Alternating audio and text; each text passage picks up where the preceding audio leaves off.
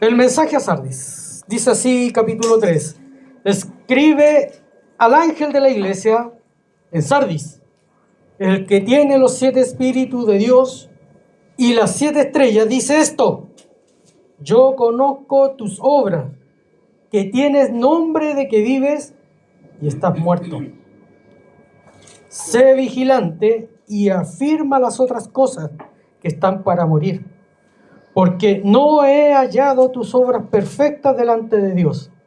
Acuérdate pues de lo que has recibido y oído, y guárdalo, y arrepiéntete, pues si no, vendré sobre ti como ladrón, y no sabrás a qué hora vendré sobre ti.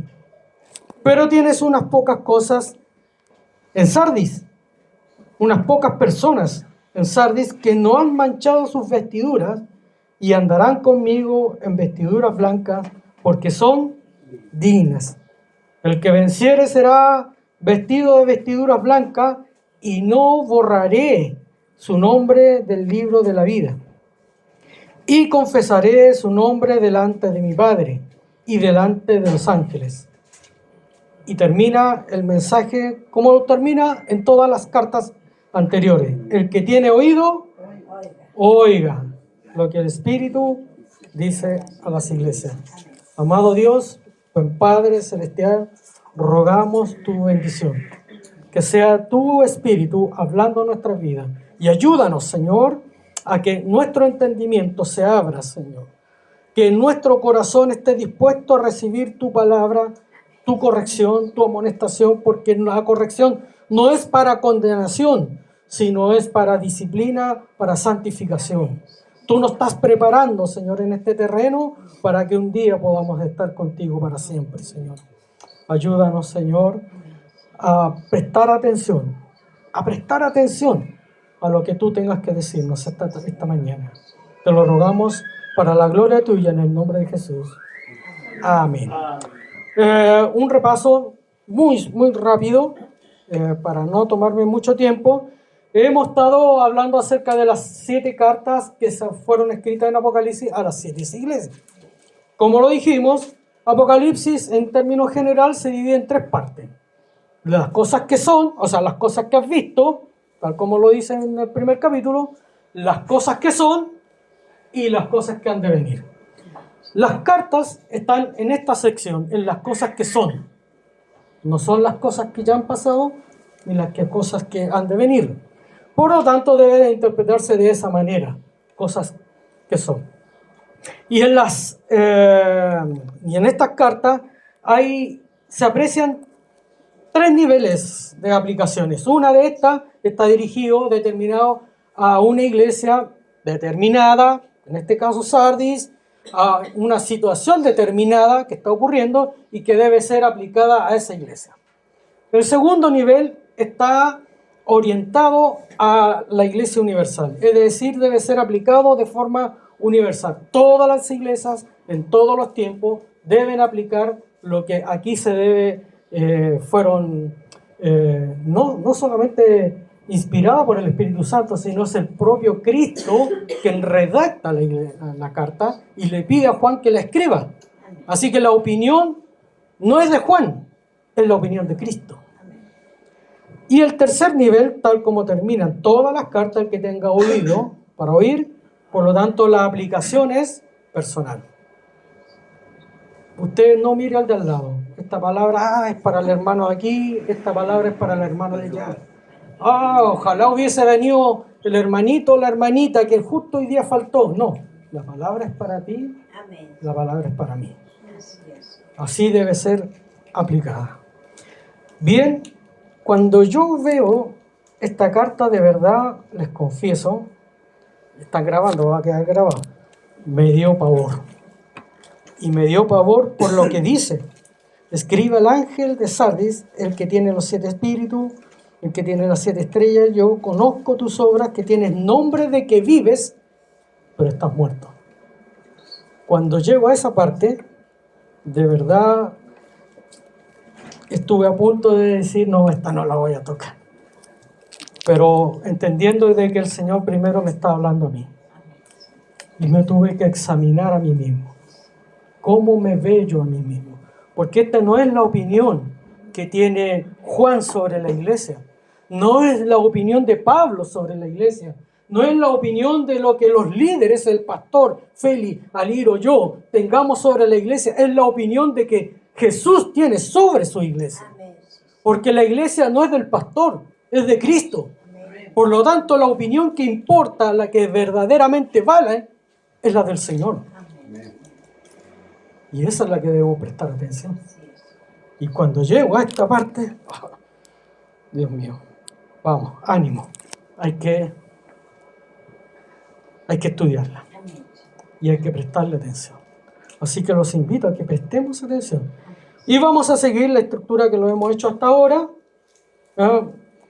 Está la iglesia, el Señor, cómo se presenta, el mensaje a la iglesia y las amonestaciones. Vamos primero por el mensaje a Sardis. Sardis, voy a mencionar algo muy breve, no me quiero extender sobre la historia de Sardis. Ustedes pueden estudiarlo ahí en sus casas y hay harto material, si quieren me lo pueden pedir después. Pero solamente me quiero enfocar en algo, en un detalle que nos va a servir para lo que viene más adelante. Sardis era en un principio una ciudadela que estaba arriba de una montaña. El único acceso que había sobre esa montaña era un pequeño camino muy difícil, de difícil acceso, y alrededor estaba rodeado de acantilados. Con el tiempo esa ciudad se expandió y como la montaña era pequeña, no había mucho lugar para el crecimiento de la ciudad, por lo tanto se expandió hacia el valle, formando así dos ciudades en una sola. De hecho, la palabra Sardis es una palabra griega en plural que significa dos pueblos o dos ciudades, o algo así. ¿Ya? Es interesante, déjenlo guardado ahí de momento, esta idea de la ciudadela, la principal, la original, que estaba sobre la montaña y que tenía difícil acceso. Por lo tanto, se sentía una ciudad bastante segura, impenetrable. Ningún enemigo podría conquistar esa ciudad. Dejémoslo por ahí, hasta ahí por ahora. ¿Cómo se presenta el Señor? Simple. El que tiene los siete espíritus de Dios. ¿Qué significa esto? Los 7 espíritus de Dios es una referencia clara al Espíritu Santo. Número 7 en Biblia es un número que representa perfección o plenitud. Algo que está completo, no necesita nada más. Está totalmente completo. Y a lo mejor es una alusión a lo que aparece, si alguien me ayuda, a buscar en Isaías 11, verso 2. Vamos a leerlo rápidamente para apoyarnos a qué se refiere Isaías 11:2, que dice, y reposará sobre él, está hablando del Mesías, el Espíritu de Jehová, ¿cierto? El Espíritu de sabiduría, inteligencia, espíritu de consejo, de poder, de conocimiento y de temor de Jehová. Las 7 expresiones que habla de la plenitud y por lo tanto es el Espíritu Santo. Se está presentando como el Dios Todopoderoso. Se presenta como Él el que tiene toda la autoridad, como aquel que discierne todos los pensamientos, que conoce todas las cosas y para Él nada se le escapa. Dios tiene el control sobre todas las cosas. Aún Satanás tiene que pedirle permiso a Dios si quiere hacer algo en contra de su iglesia. Porque Cristo es quien controla, es el Señor, el dueño de su iglesia. Luego se presenta como el que tiene, ¿qué cosa? Las 7 estrellas. ¿Y cuáles son esas estrellas? Tal como aparece en el 1:20, el misterio de las 7 estrellas. Estamos en Apocalipsis 1:20, dice, el misterio de las 7 estrellas son, que están en mi diestra, son los ángeles de las 7 iglesias, es decir, los mensajeros. Y ya lo hemos dicho anteriormente de que se refiere al pastor de la iglesia o a los líderes de la iglesia. Así que, por lo tanto, el mensaje primeramente va hacia los líderes de la iglesia. El primero que debe tomar el mensaje es el pastor junto a sus líderes. Y posteriormente debe ser transmitido, porque debe transmitir ese mensaje a la congregación. Lo maravilloso de esto es que, como aparece ahí en el 1:20, de que Cristo tiene a estos mensajeros en sus manos. Y si Cristo te tiene en sus manos, ¿quién te puede arrebatar de Él? ¿Quién te puede arrebatar de su amor? ¿Hay algo que te pueda separar del amor de Dios? ¿De su gracia y de su misericordia? Así se está presentando. Yo los tengo en mi mano. Pero lo preocupante es lo que viene después. Tienes nombre de que vives y estás muerto. Prácticamente, tal como lo hemos visto en las cartas anteriores o los pasajes anteriores, hay elogios a las iglesias. ¿Se acuerdan? Vamos, por ejemplo, el mensaje a Éfeso es una iglesia que tiene mucho conocimiento, mucho discernimiento, tiene mucha obra, pero tenía un problema: no tiene amor. Luego vemos a la iglesia de Esmirna, la iglesia perseguida, una iglesia que, a pesar de su tremenda aflicción, de su tremenda pobreza, es una iglesia fiel, una iglesia que se mantiene firme ante la adversidad porque ha confiado en su Dios. Luego tenemos la iglesia de Pérgamo, que hay algunos pocos elogios, pero su problema es que es una iglesia permisiva. Es una iglesia que le permite que cualquiera entre al púlpito y predique lo que se le venga en gana, y la aceptan. Ese es el problema de Pérgamo. Y la iglesia de Tiatira es una iglesia tolerante, y esta tolera hasta el pecado dentro de la iglesia. Pero también hay elogios para ellos. Cuando llegamos a Sardis, prácticamente no hay elogios. De hecho, va a partir derechamente a: este es tu problema. Tu problema es que te crees que estás vivo. Tu problema es que crees que estás lleno de vida. Pero mis ojos, que lo ven todo, ven que estás muerto. ¡Wow! Eso es lo que primero que me hizo decir, aterrizar y tomarme el tiempo para examinar qué es lo que el Señor me quiere decir. ¿Qué es lo que está viendo en mi corazón? ¿Cómo ve mi corazón? ¿Cómo te ve a ti? Y debemos examinarnos. Algo que siempre decimos nosotros todo el tiempo: el verdadero cristiano es un cristiano que vive en arrepentimiento. Todos los días se arrepiente, porque todos los días le falla a su Señor. Tú y yo, todos los días le fallamos a nuestro Dios. Por lo tanto, todos los días debemos arrepentirnos. Y arrepentimiento, ya lo hemos dicho, es un cambio de mentalidad para tener un cambio de actitud. No puedes cambiar tu manera de vivir si primero no cambias tu manera de pensar. Porque si no, solo sería una actuación, nada más. Sin convicciones. ¿Por qué haces esto? No, porque tengo que hacerlo. No me quiero ir al infierno, por eso lo hago. No, cambia tu manera de pensar. Así que siempre el Señor está llamando al arrepentimiento. Porque el Señor quiere una iglesia limpia, una iglesia santa. Algo que también nosotros se nos presenta un desafío: con qué frecuencia hablamos y enfatizamos la santidad dentro de la iglesia. No hablamos mucho de eso, sobre la santidad, y es algo que también debemos empezar a cuestionarnos. ¿Qué valor le damos a la santidad en Dios? Bien, pero hay algunas cosas. Dice: yo conozco. Dice, ¿dónde estoy? En el verso 1, todavía. Conozco tus obras. Esta es una iglesia que tiene obras. El problema de esta iglesia no son las obras. Tiene obras que son reconocidas probablemente por la sociedad, por el entorno. Esta es una iglesia que probablemente tenga mucha actividad eclesiástica, a lo mejor hace muchos, trayéndolo hoy día a la actualidad para que lo podamos entender, probablemente tiene muchos campamentos, mucha teología, mucho estudio bíblico, se reúnen en la casa, tiene obras sociales, ayudan a la gente lo reconoce, pero son obras de la iglesia, no de Dios. Son cosas que al hombre se le ocurrió sin consultarle a Dios. Y ese es el problema que nosotros tenemos generalmente. Queremos hacer cosas para Dios sin consultarle a Dios. Queremos hacer cosas para Cristo sin preguntarle si Cristo está de acuerdo con ello. ¿Y qué tal si Cristo tiene otros planes para ti? ¿Lo has considerado últimamente? De todo lo que tú planificas dentro de tu vida, ¿le has considerado a Dios en todo lo que tú has planificado? Así que el problema no son las obras. Dice que tiene obras, ¿cierto? El problema es que dice que estás vivo, pero estás muerto. Y vuelvo a insistir, no es la opinión de ninguno de los apóstoles.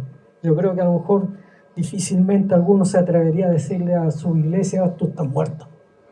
Ninguno de nosotros se atrevería a decir algo así, pero es el propio Cristo que lo hace. ¿Por qué? Porque no estás considerando al Dios de la iglesia. Tú puedes conocer mucha Biblia, tener mucha Biblia en tu cabeza, pero probablemente no conoces al Dios de la Biblia. Es bueno que tengamos mucha teología y buena teología, pero lo más importante es conocer al Dios de la Biblia. Porque a Él es a quien servimos, a quien honramos, a quien adoramos. Él nos rescató, Él pagó el precio por nuestro rescate. Conocer a Dios, lo hemos dicho en otras ocasiones, no es un conocimiento intelectual, es un conocimiento relacional. Por lo tanto, aquí el problema no está en las cosas que hace la iglesia, sino que espiritualmente está muerta. No le dan importancia a las manifestaciones del Espíritu, a los dones del Espíritu. Nuestra congregación, entiendo yo, o yo personalmente, sí creo en que los dones del Espíritu siguen vigentes, pero de una forma, ¿cómo es la palabra? Se me fue al libro, siempre lo digo. ¿Condicional? Condicional, sí. Hay continuidad, pero moderada. Eso. Porque nosotros no creemos en estas manifestaciones un poco esotéricas, místicas, qué sé yo, y que haya escándalos y que caiga oro del cielo. No. Sí creemos que el Espíritu Santo debe y está obrando en su iglesia, derramando dones para la enseñanza, para la edificación, para el crecimiento, para que la iglesia sea fortalecida. Y si el Espíritu no está actuando dentro de la iglesia, esa iglesia está muerta. Si no dejamos que el Espíritu Santo obre en nuestra vida, en la iglesia estará muerta. Podrá tener toda la teología del mundo, la mejor teología, pero si el Espíritu Santo no está moviendo en su iglesia, la iglesia está muerta. Y es algo que debemos atender también. Tienes nombre de que vives. Esa es la sensación de que esta iglesia tiene.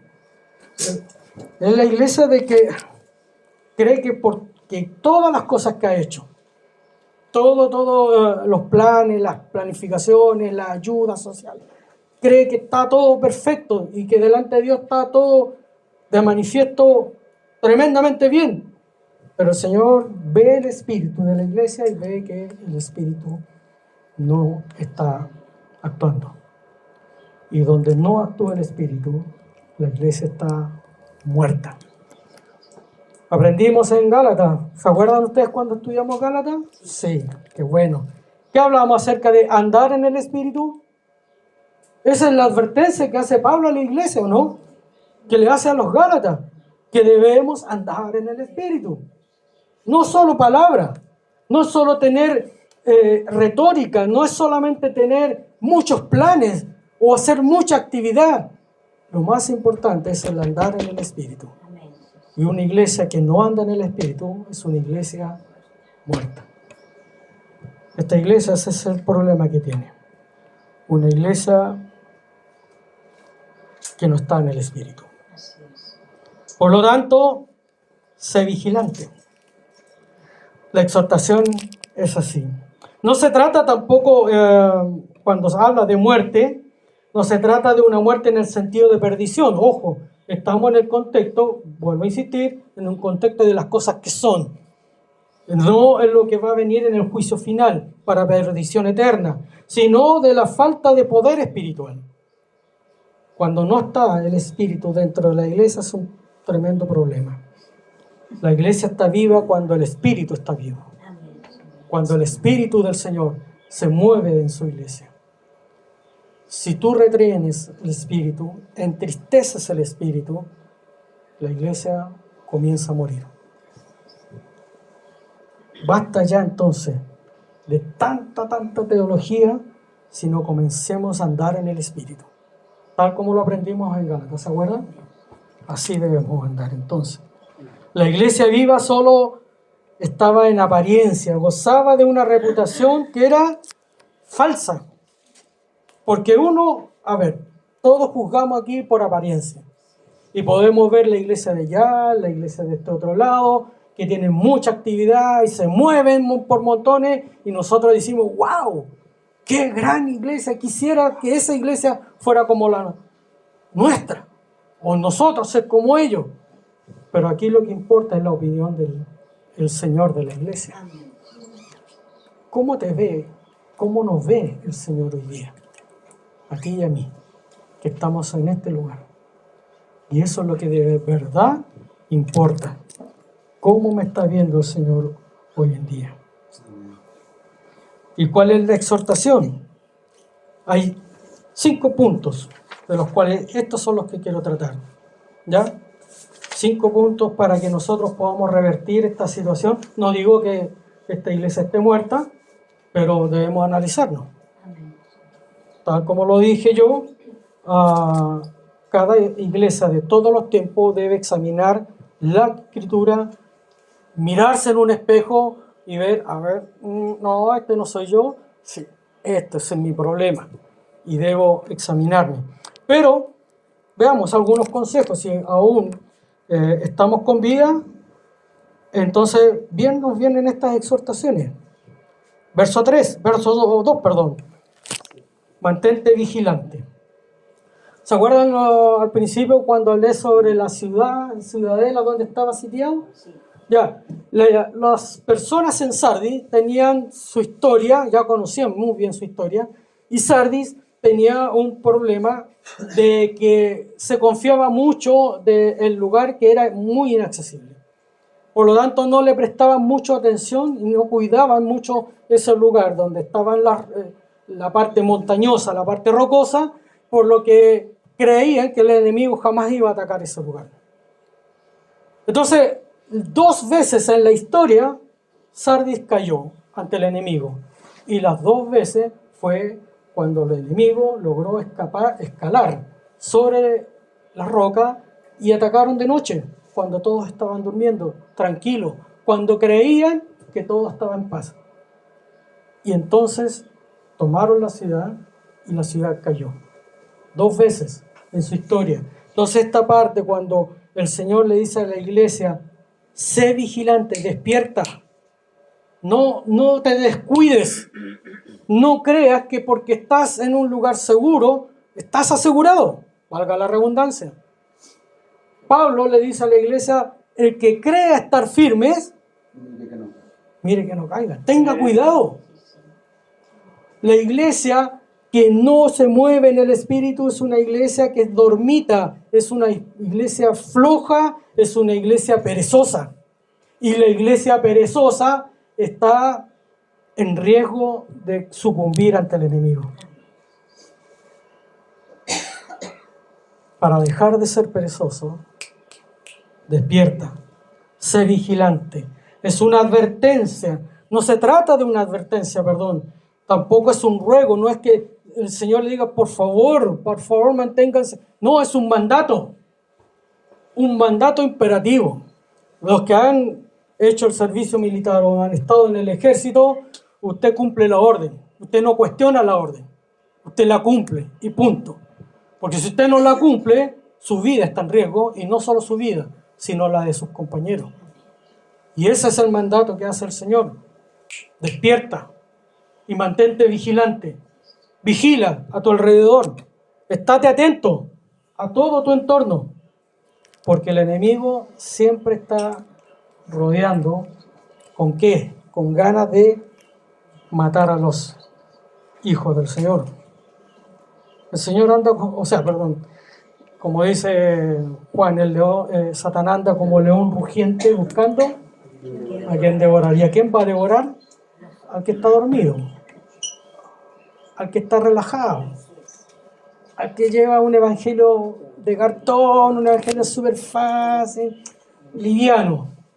Ese es el que está más expuesto a ser devorado por Satanás. El mandamiento entonces establece estar despierto en una actitud vigilante de alerta espiritual. Vuelvo a insistir, no sacas nada con saberte la Biblia de memoria si no la aplicas en tu vida. Y probablemente ese era el problema más grave de la iglesia de Sardis, que tenían mucha teología pero no la aplicaban a sus vidas.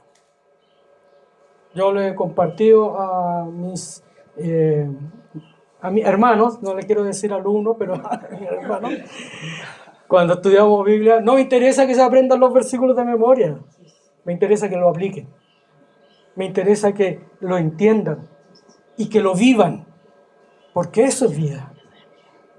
En esos pasajes hay vida. Mantente vigilante, mantente en alerta espiritual. El estado de alerta debe ser una actitud siempre del cristiano. Pablo dice que ya es hora de despertar del sueño. En Romanos 13:11. Voy a ir avanzando rápido, así que si quieren lo anotan por ahí, después me dicen, no, esa cuestión nunca estuvo ahí. Sí, Romanos 13:11, Pablo dice que es hora de despertar del sueño. Y le está hablando a una iglesia que está viva. Imaginen, la iglesia primitiva, potente, poderosa, nosotros la miramos para ahí, wow, cómo quisiera que nuestra iglesia fuera como ella, pero no estaban exentos de peligro, no estaban exentos de dificultades, como tú y yo hoy día lo podemos estar. Por lo tanto, la advertencia es despierta. Ya es tiempo de abrir los ojos, de despertar de ese sueño de relajo, donde estamos bien, ¿sí? Con esto nos conformamos. La iglesia no puede ser una iglesia conformista. La iglesia no puede ser una iglesia tolerante al pecado. La iglesia debe ser una iglesia viva que muestre al Cristo resucitado en su vida. A los corintios les dice, ustedes conocen la historia de los corintios, bueno, no se la voy a repetir, pero le dice a los corintios, velad y estad firmes en la fe. La primera carta, el verso capítulo 16, 13. Jesús dijo, velad y orad porque, ¿para qué? Para no entrar en tentación. Mateo 26. Muchas veces cuando caemos en tentación o entramos en tentación, la primera dificultad que tenemos, o digamos la primera razón por la cual nosotros caemos en tentación es porque no estamos velando. Así de sencillo. Y velar significa orar. Y a veces somos faltos de oración. Somos malos para orar. Reconozcámoslo. Y nuestra oración a lo mejor ni siquiera es como Dios quiere que oremos. Porque también Santiago, si no me equivoco, dice, ustedes le piden al Señor y no reciben nada porque no saben pedir. No saben orar, básicamente. ¿Por qué? Porque estamos orando para nuestro propio deleite, no para honrar a nuestro Dios. Y a mis amiguitos, a mis hermanitos pequeños que les estaba enseñando Biblia, les expliqué de que la oración primero es un acto de gratitud a Dios, de relacionarse con Dios, de honrar, de exaltar su grandeza. Si usted va a los salmos, usted va a ver que está lleno y plagado de alabanza y de gloria a Dios. Y todos los salmos son oraciones. Vea cómo Pablo ora en las cartas y siempre está exaltando a Cristo. Y luego pide por los hermanos. Exaltemos más a Cristo, más que a nosotros mismos. Nos falta oración para que no caigamos en tentación. Sardis, como les dije, es una ciudad que históricamente se creía segura. Y en esa falsa seguridad cayó 2 veces, porque no estaba vigilante al entorno, donde creía que estaba bien. No sé qué aspecto de tu vida tú crees que estás seguro y de que por ahí Satanás no va a entrar. Bueno, si crees que hay algo en tu vida que te hace sentir muy seguro y dices, no, aquí yo estoy firme, empieza a prestarle atención. No sabes si el enemigo está ahí, al acecho, listo para acabar con tu vida. Préstale atención a lo que tú crees que estás seguro. Mantente entonces siempre vigilante. La segunda exhortación afirma las otras cosas. ¿Cuáles son las otras cosas? Todo lo que hemos aprendido, todo lo que hemos... nosotros a lo mejor ya no necesitamos más teología, probablemente, a lo mejor sí, pero supongamos que ya no necesitamos más teología. Lo que necesitamos es afirmarnos en ellas, estar firmes en ellas. Otra vez, porque repito lo que estudiamos Gálatas, porque es el recuerdo más reciente que tengo, lo último que estudiamos. ¿Se acuerdan cuando estudiamos acerca de qué significa estar firme con la libertad con que Cristo nos hizo firme? ¿Se acuerdan? Bueno, eso es lo que quiere decir, manteniéndose firme en esas cosas, lo que hemos recibido, en lo que hemos oído, retenerlo, vivirlo, aplicarlo. Creo que ese es el punto más débil que hoy nosotros tenemos. Aplicar lo que hemos aprendido. Escuchamos cada domingo predicaciones muy buenas. Pregunta, ¿cuántas de esas predicaciones estamos aplicando a nuestra vida? Podemos tener muy buenos estudios bíblicos, pero ¿cuántos de esos estudios estamos aplicando a nuestra vida?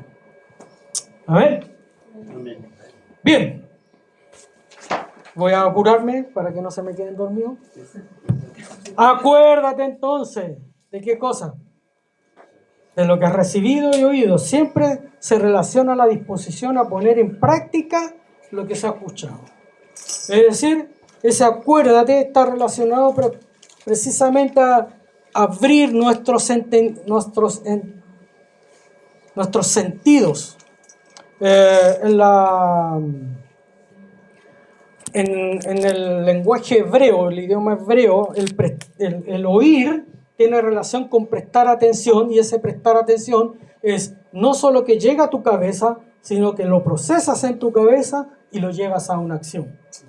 Eso significa estar atento. El que tenga oídos para oír, ¿qué es lo que tiene que hacer? Prestar atención, meditarlo en su cabeza y llevarlo a la acción. El que no hace eso es porque no ha prestado atención a lo que el Señor está hablando a su iglesia. Esta mañana, ¿le estás prestando atención a lo que Dios te está hablando? Tenemos toda la semana que sigue para poner en práctica lo que el Señor nos está hablando. Número 4, obedece. Es un llamamiento a la obediencia, no solo de recordar primero. Una cosa es recordar y vivir de glorias pasadas. Tristemente me ha tocado ver hermanos y iglesias que viven de cosas del pasado y recuerdan hoy cómo éramos nosotros antes en el Señor, que éramos bonitos atrás, y siempre mirando hacia atrás, cuando la vida del creyente es el ahora y hacia adelante. Yo no evito hablar mucho de mis experiencias pasadas, porque mis experiencias pasadas, gracias a Dios, son las que me han mantenido hasta aquí. Pero eso no significa que a usted le vaya a ocurrir lo mismo. Tampoco desde mi experiencia voy a formar doctrina. Eso sería muy falsante de mi parte. Solamente intento vivir el día de hoy en el Espíritu, andando en el Espíritu, en la libertad con que Cristo me hizo libre para seguir avanzando. A paso firme, a paso firme. Obedece entonces, observa, guarda, practica. Eso es lo que quiere decir literalmente. Observa, guarda, practica. Obediencia, observa, guarda y practica. No te quedes solamente con observar, no te quedes solamente con pescar la Biblia, rayarla, guardarla y cerrarla y dejarla en un cajón. Obedécela, practícala. Por último, arrepiéntete. En el sentido de cambiar de propósito. ¿Con qué propósito nos estamos reuniendo cada domingo? ¿Con qué propósito estamos haciendo planes para el futuro? ¿Cuál es el propósito de que nos juntemos y digamos, bueno, vamos a hacer un campamento, vamos a hacer, no sé, un estudio determinado, o vamos a juntar grupos aquí? ¿Cuál es el propósito? ¿Hacia dónde estamos apuntando? Bueno, aquí dice que el propósito que ellos tenían en Sardis no era precisamente honrar a Cristo, sino Cristo no estaría con esta fuerte declaración de que es una iglesia que se ve viva a sí misma, pero para Cristo está muerta. Y esa muerte está hablando de una muerte espiritual, no estamos hablando de una muerte eterna, espiritualmente. Y espiritualmente el Señor les da la oportunidad a su iglesia a despertar. Despierta, despierta. Cambia tu manera de pensar, cambia tu actitud, vuélvete a mí. Todo el tiempo el Señor está llamando a una vida de arrepentimiento. ¿Por qué? Porque el Señor se va a llevar una iglesia santa, no una iglesia inmunda. El Señor cuando venga, vendrá a buscar a una iglesia perfecta, perfecta en el sentido de plenitud, completo. A eso se refiere cuando dice, sé vigilante, afirma las cosas que están por morir, porque he hallado tus obras perfectas. No he hallado tus obras perfectas. Eso sale en Reina Valera. Pero la versión NBI sí, está mejor. Tiene mejor traducción. Despierta, reaviva lo que aún es rescatable, pues no he encontrado tus obras que sean perfectas. También, ya, yo tengo la versión NBI, la voy a leer, pero la 2022 dice así: despierta, reaviva lo que aún es rescatable, pues no he encontrado que tus obras sean completas delante de mí. ¿Qué quiere decir esto? Que muchas cosas nosotros las hemos empezado y no las hemos terminado. ¿Cuántos de nosotros hemos empezado con algo y no lo terminamos? ¿Cuántos de nosotros hemos dicho, ahora sí me voy a poner a estudiar la Biblia? Y no lo terminamos. Me ha tocado la desafortunada experiencia de comenzar un estudio bíblico que ha durado un año. Comienzan 20 personas y termina uno. Uno. Y ese uno soy tú. No, ese uno. El Señor está diciendo que esas son las obras de las cuales te estoy reclamando. Comenzaste algo y no lo has terminado. Por lo tanto, termínalas. Termínalas. Lo que comenzaste, termínalo. Porque si no, vendré a ti y esto es fuerte. ¿Lo digo o no lo digo? Bueno, está en la Biblia, así que ahí está. Acuérdate de lo que has recibido y guardado, arrepiéntete, pues si no velas, o sea, si no estás atento, si no estás apercibido, si no velas, vendré sobre ti. Es distinto a venir a ti. El Señor puede venir a nosotros en una manifestación gloriosa, aleluya, y todo, arriba. Pero muy distinto, vendré sobre ti con mano firme, para aplicar disciplina. El Señor no va a venir sobre su iglesia para condenarla, sino para disciplinarla. No lleguemos a ese momento. No esperemos a que el Señor ponga su mano para aplicar disciplina a una iglesia desobediente, a una iglesia rebelde, a una iglesia que empieza las cosas y no las termina. No esperemos a ese momento. Volvámonos